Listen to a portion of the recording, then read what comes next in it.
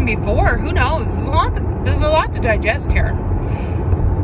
So I have my test done.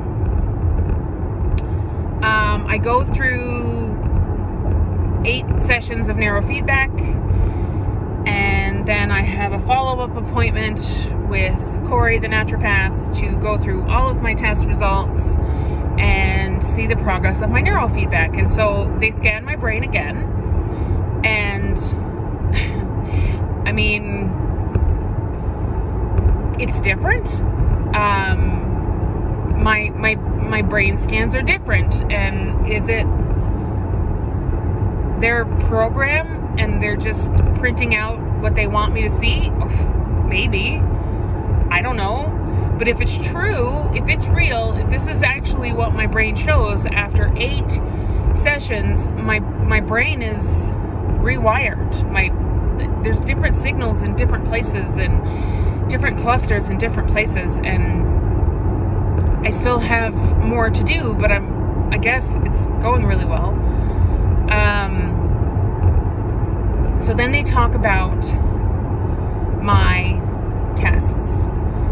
Apparently, okay. So I tested positive for staph in my nose.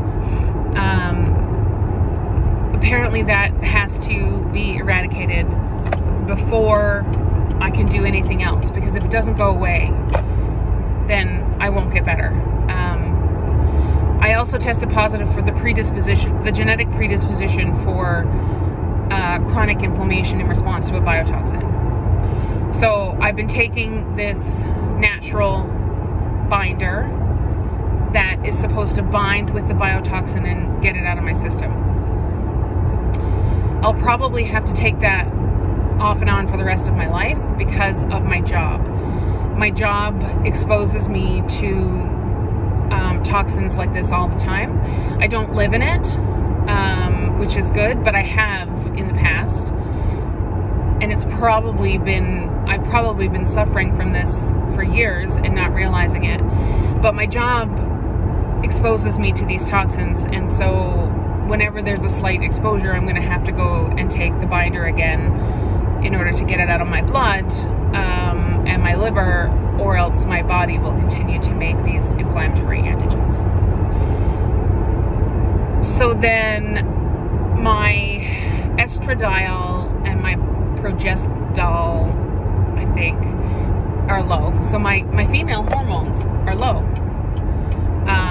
lower than they should be, which could be causing some issues with aggressive periods, with cramping, with headaches, and a bunch of other things. So now I have to take hormone creams in order to increase those amounts. For the staph infection, I have a nasal spray to help get rid of it, and a nasal spray to rinse my nostrils. And then I also have to pick up a honey something or other, which is a bath.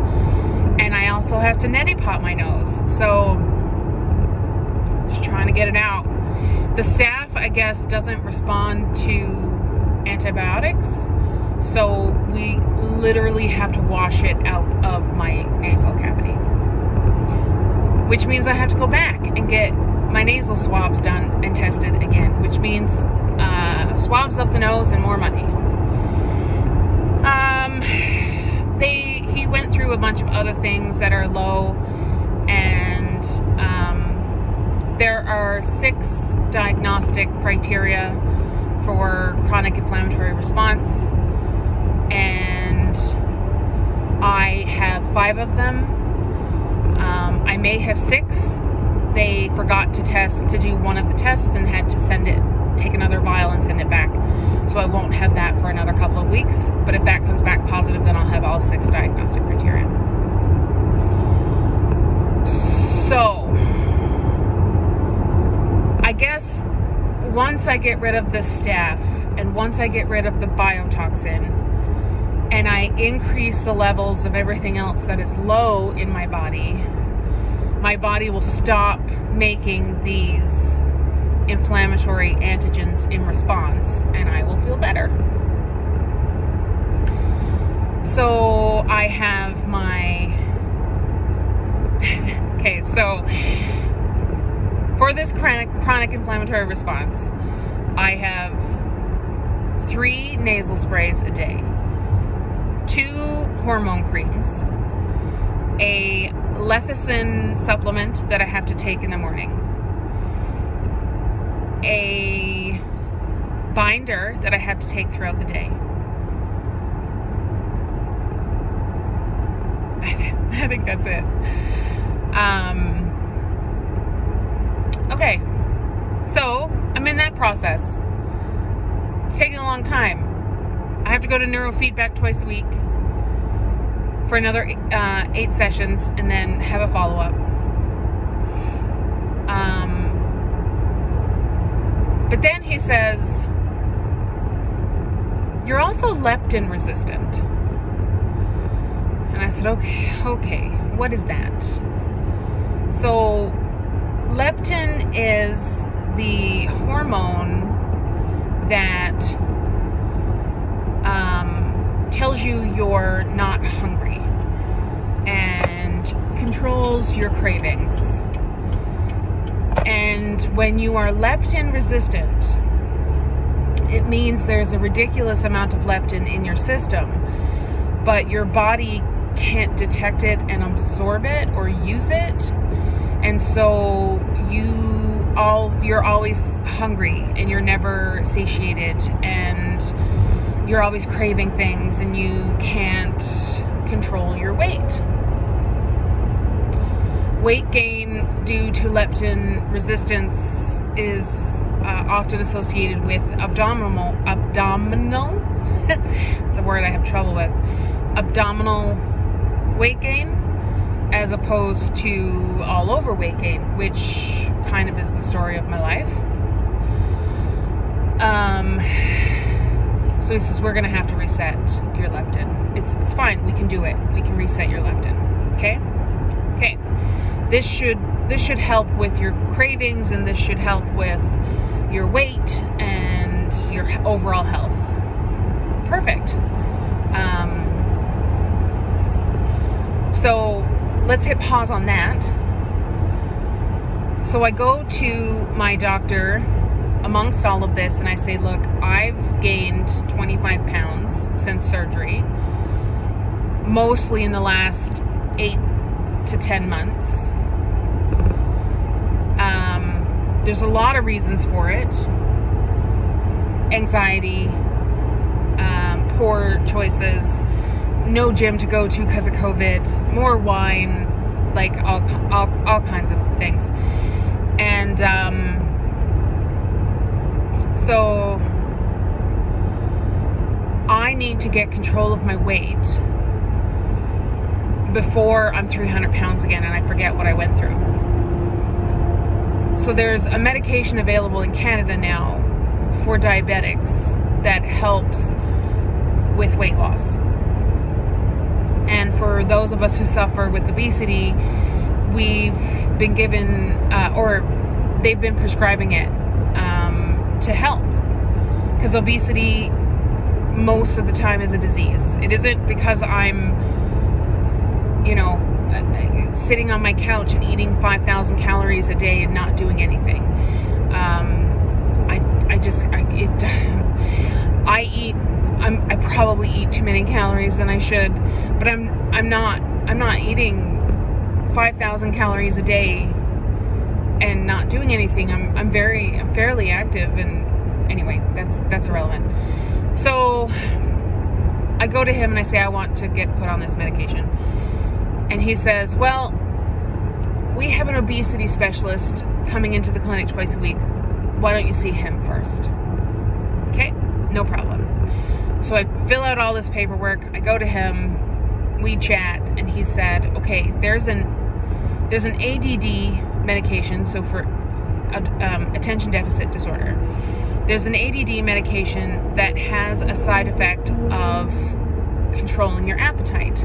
I think that this medication would be positive for you. And if we can get the side effect of appetite suppressant, then all the best. So I thought, what I heard was, okay, yeah, we're going to try this ADD medication because it has a side effect that will be positive for me. What I should have heard is, you have ADD. Probably not an aggressive form of ADD, and I guess my anti-anxiety medications help a little bit, but my concentration and my ability to focus and my motivation and all of that is very poor. And so he puts me on an ADD medication, and I don't feel the appetite suppressant effects. So I see him again and we increase it. We increased it, and then I see him again and I said, no, I feel focused. I have a lot of, once I can get going, it is providing a positive in my life. However, I haven't had the appetite suppressant side effect. So he says, okay, we're going to put you on Ozempic. And that is the diabetic medication. It is injectable once a week. And it is supposed to control your cravings and help you with weight loss. So I said, okay, so I don't have to take the ADD meds anymore. Oh no, that's a problem. So if we take you off the ADD meds, then the Ozempic is not going to work because you're not treating that condition. Perfect. Awesome. So now I have 2 medications for depression and anxiety in the morning, an ADD medication, a ridiculous amount of vitamins, 3 nasal sprays, 2 hormone creams, a binder that I have to take several times a day, which, by the way, tastes like dirt. Lecithin supplement that I have to add to my protein shake. And at night, I have to take a pill to help me sleep, and calcium. It's a lot. I'm not even done. I'm not even done.